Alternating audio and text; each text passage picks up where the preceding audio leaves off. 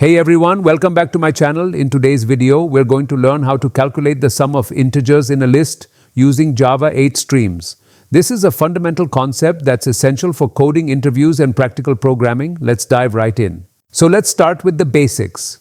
Java 8 introduced the Stream API, which makes processing sequences of elements easy and efficient. Here's a simple list of integers, 1, 2, 3, 4, 5. We'll use the Stream API to calculate their sum.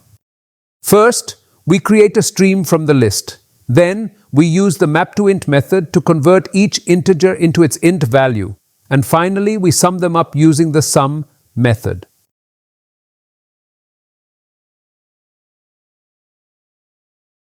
And there you have it. The sum of our list is 15. Simple, right? That's all for today's quick tutorial. Understanding Java 8 streams and how to use them efficiently is crucial for any Java developer. Don't forget to like this video if you found it helpful, comment below with any questions or topics you'd like to see next, and subscribe for more coding tips and tricks. Thanks for watching and happy coding.